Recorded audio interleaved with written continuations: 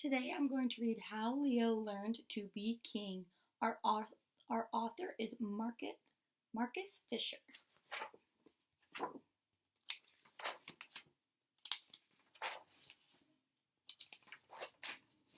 Leo the lion, king of the beasts, woke up one day from a nice long nap. He stretched and scratched his back on a thorn. He yawned loudly. Then he opened his jaws wide and let out a blood-curdling roar that shook the entire savannah. "Be quiet," snapped a little warthog who happened to be trotting by. "Your carelessness roaring is getting on my nerves. You're driving all the animals crazy."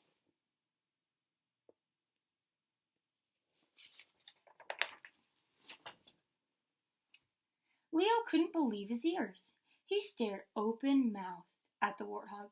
Nobody had ever dared speak to him like that. "Just who do you think you're talking to? I am Leo, the invincible, the king of the beasts." And with that, Leo tends to spring at the warthog and strike him down with a powerful paw. Luckily, a water buffalo happened to hear the argument and rushed between them.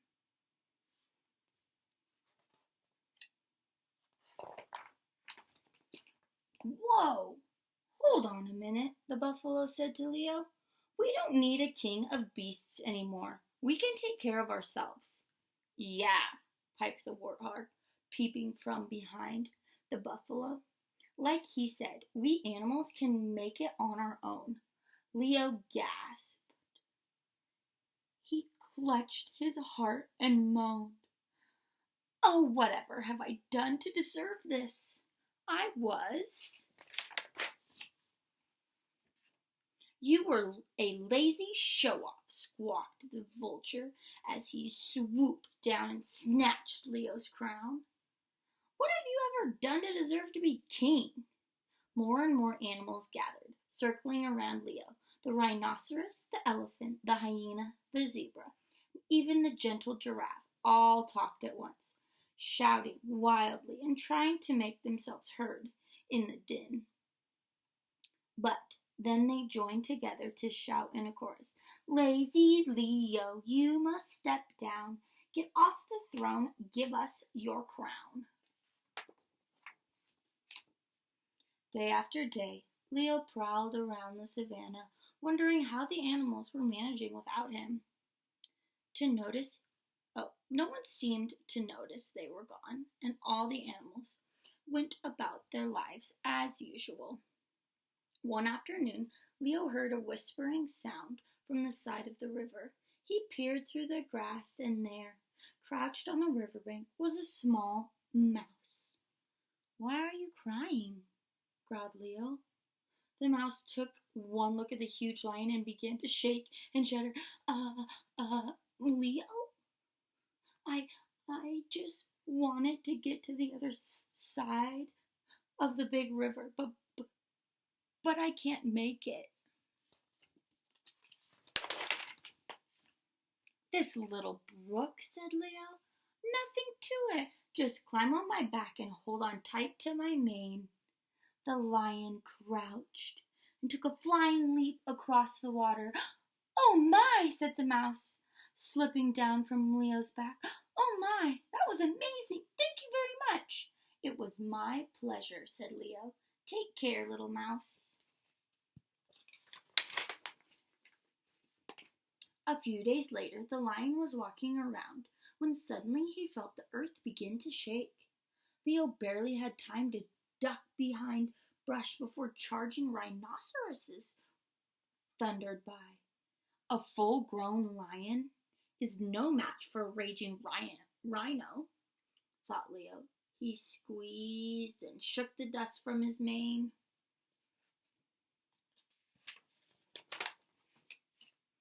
From beyond the bushes he heard a voice. "Hey, Rhino, what are you doing?" Surprised Leo pushed apart the bushes from his hiding place. "It was a porcupine," hopping around his quills, twitching in fury. "Hey," called the lion, "what's wrong?" "That bellowing beast trampled my beautiful burrow."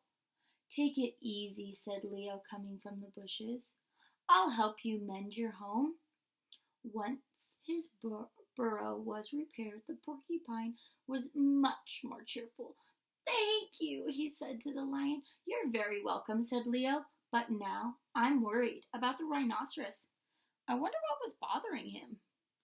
What do you think was bothering him? It took quite a while for Leo to find the rhinoceros. He was laying under a tree, stunned and moaning.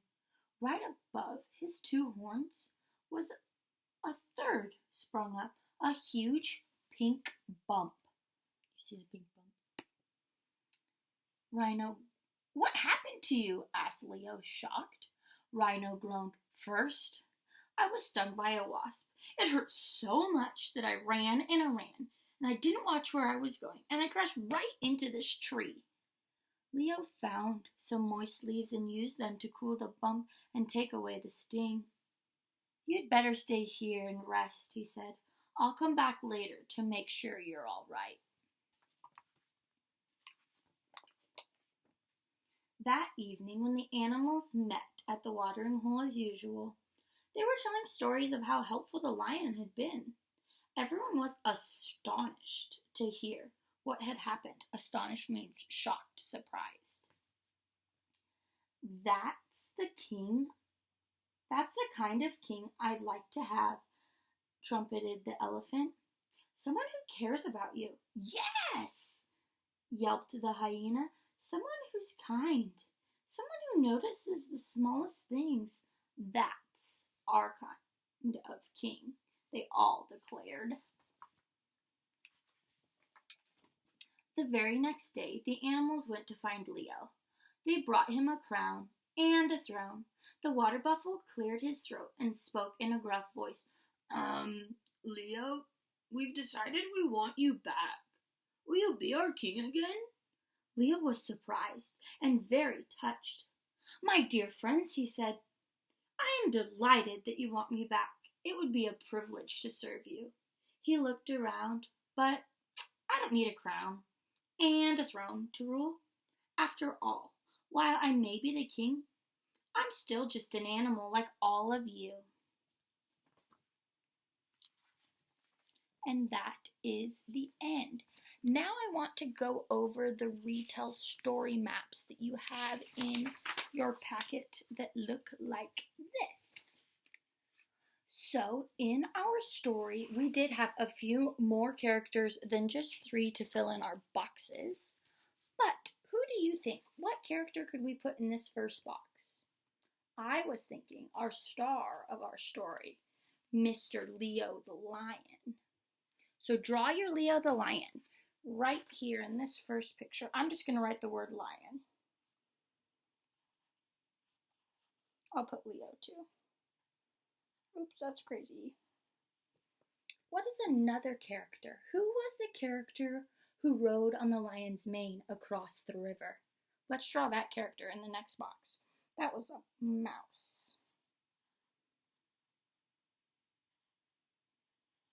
And I'll draw a little picture.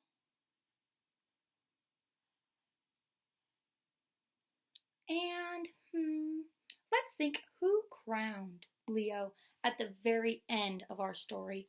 That was the Mr. Water Buffalo.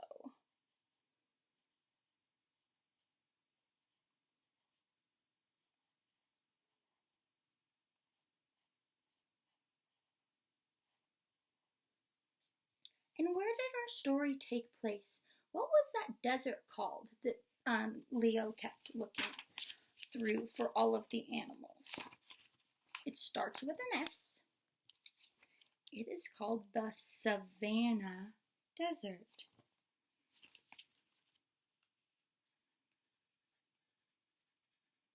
And you can draw some hills or maybe some grasses that he was hiding from the rhino in.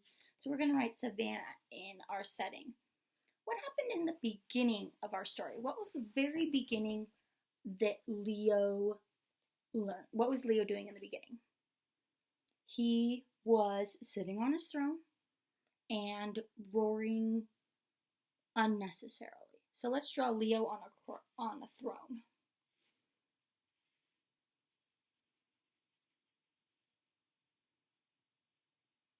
You could also draw in the beginning of the story the other animals getting mad at Leo, because that was in the beginning.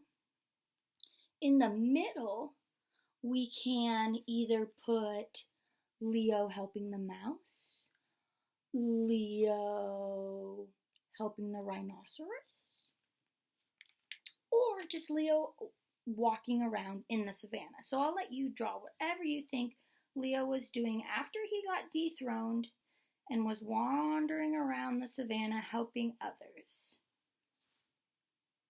And at the end of the story is the best part, my favorite part, is when they recrowned Leo king.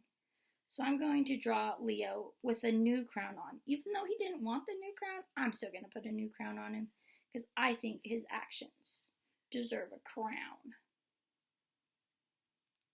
So that's how you'll fill out your story maps for every day, the stories that you read.